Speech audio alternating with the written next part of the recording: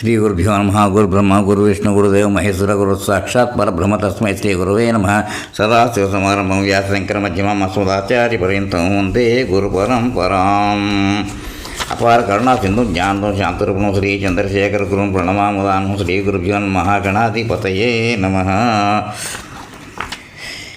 ఈరోజు ఒక కొత్త టాపిక్ లాంటిది. అంటే నేను ఇంతకుముందు ఎప్పుడో పుస్తకాలు కొన్నాను పాపం. అవన్నీ కూడా నాకు అనిపించింది, కొన్ని చాలా మంచి మంచివే చదువుకున్నప్పుడు జ్ఞాపకం ఉన్నా. ఇప్పుడు ఏంటంటే జనాలకు కొంచెం చెప్తే అది బేసిక్సే, కానీ చాలాసార్లు వింటుండడం వల్ల మనకు కొంచెం మైండ్లో ఉండిపోతూ ఉంటుంది, జ్ఞాపకాలు వస్తూ ఉంటాయి.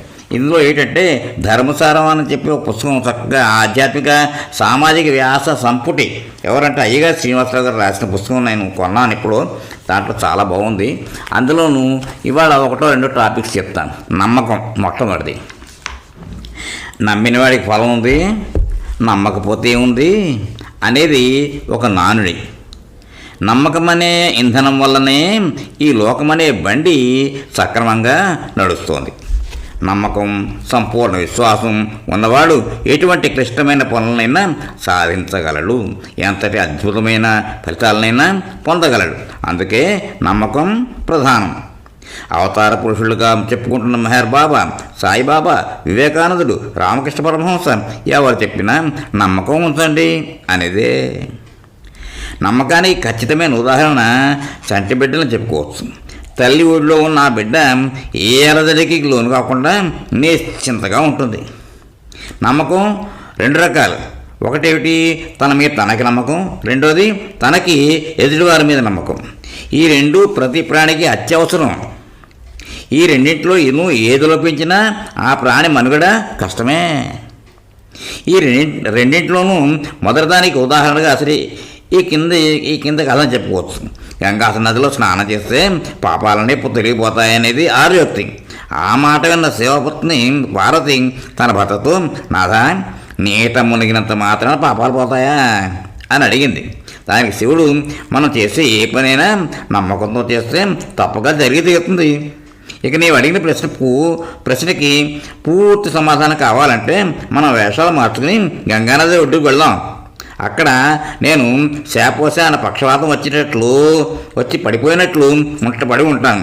నువ్వు ఆ దారిని వెళ్ళే వాళ్ళందరినీ ఏ పాపం చేయని వాళ్ళు తాకితే నా భర్త అనారోగ్యం తొలగి ఆరోగ్యవంతులు అవుతాడు, ఎవరైనా తాకి పుణ్యం కట్టుకోండి అని అడుగు.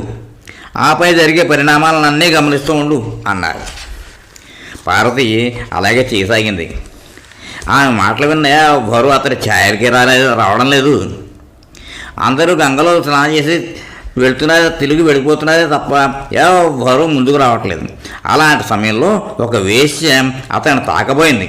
ఆమె తన జీవితంలో ఎందరి సంసారాలను కూల్చేసింది, ఎందరి జీవితాల్లోనూ చిచ్చు రేపింది. అటువంటి ఆమె సాయం చేయబోగా పార్వతి రెట్టించి అడిగింది, నీవే పాపం చేయలేదా అని.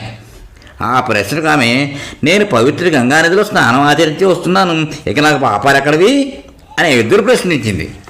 అంతటితో శివుణ్ణి వేషధారి తాకేసింది, పట్టుముట్టేసుకుంది.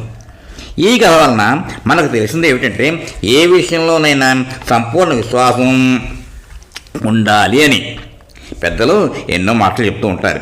ప్రసాదం తింటే పాపాలు తొలగిపోతాయి, ఆ నదిలో మునిగితే పాపాలు పోతాయి, పలానా పని చేస్తే 1,000,000 గోవులు దానం ఇచ్చిన పుణ్యం వస్తుంది, ఇలాంటివి. అయితే ఆ మాటల మీద సంపూర్ణ విశ్వాసం ఉంచిన వాడు రాయి పట్టుకున్న రత్నం అవుతుంది. నమ్మకానికి పెట్టింది పేరు గొడవచ్చి. ఆమె తన నమ్మకంతో శివుణ్ణి ప్రత్యక్షం చేసుకుంది. కథ ఏమిటంటే, గొడవచ్చి తండ్రి వీరశైవుడు నిత్యం శివారాధన చేసి నైవేద్యం సమర్పించి అన్నాన్ని అందరికీ ఇచ్చేసేవాడు. నైవేద్యం పెడుతున్నప్పుడు ఓసారి తండ్రిని అడిగింది, నువ్వు ఇలా తేనె పాలు లాంటివన్నీ నైవేద్యం పెడుతున్నావు కదా, అతను నిజంగా తినగలడా అని.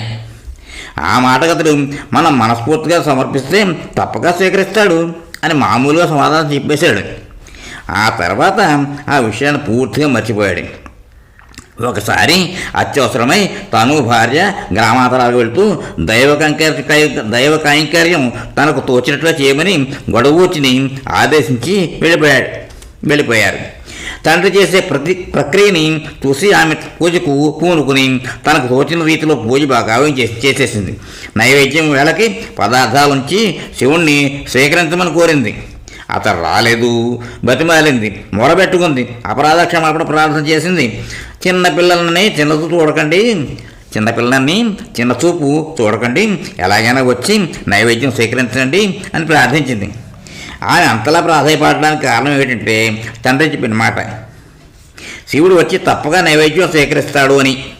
ఆ నమ్మకం కలిగింది కాబట్టి శివుడు వచ్చేదాకా శాశక్తులా వేడుకుంది. చివరకు అతడు రాకపోవడంతో తనలో ఏదో లోపం ఉంది కాబట్టి శివుడు రాలేదని నిశ్చయించుకుని తన పాప ప్రాయశ్చిత్తం నిమిత్తం ఆ శివలింగానికి తన తల వాదుకుని చనిపోవడానికి సిద్ధపడింది. అప్పుడు శివుడు ప్రత్యక్షమై వరం ఇచ్చాడు. నమ్మకం అంటే అలా ఉండాలి. ఓసారి రాజస్థానంలో ముఖ్యమైన సభ జరుగుతోంది. అందులో ఒక రాజాధికారికి అనుకోని అవాంతరంగా అనారోగ్యం కలిగింది. కానీ ఆ పీఠం నుంచి కదలలేని స్థితి. ఆ దగ్గరలో రాజవైద్యుడి విషయం చెప్పి మందు అడిగాడు. కానీ అతగాడు మందుల సరంజామా దగ్గర పెట్టుకోలేదు. అదేకాక అతడు కూడా ఊపిరి సలపన పనిలో ఉన్నాడు. ఆలోచించాడు. పక్కకు తిరిగి ఏదో మందు ఇస్తూ దీన్ని నోట్లో పెట్టి సపరించు, ఎట్టి పరిస్థితుల్లో దీన్ని బయట తీయవద్దు, నీకు పూర్తిగా నయమైపోయాకే బయట తీయాలి అని ఆదేశించాడు. అలాగే చేసాగాడు ఆ అధికారి. వెంటనే తన పనిలో నిమగ్నమైపోయాడు. కొన్ని గంటలు గడిచాక తన పని పూర్తయ్యాక ఇందాక అనారోగ్యం గుర్తుకొచ్చింది. అప్పటికే నయమైపోయినట్లు గుర్తించి నోట్లో పెట్టిన మందుని బయట తీసేశాడు. నిజానికి అది మందు వేళ కాదు, చేతి ఉంగరపొడి వలన నిజానికే వ్యాధి నయమైపోదు. కానీ అక్కడ ఆ అనారోగ్యం నయమైంది ఆ నమ్మకం అనే మందు వల్ల. అంటే నమ్మకమే మందుగా పనిచేసింది అన్నమాట. నమ్మకం అనేది ఉండబట్టి ప్రాణికి మధ్య సంబంధ బాంధవ్యాలు ఉన్నాయి.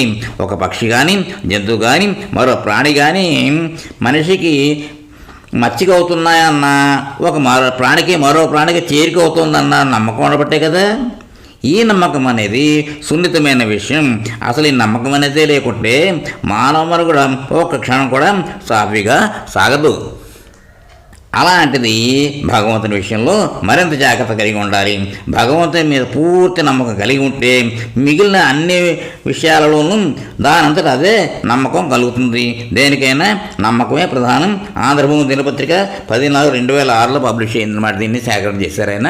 ఇక్కడితో ఈ ఎపిసోడ్కి విరామిద్దాం. తర్వాత కంటిన్యూ చేద్దాం. స్వస్తి.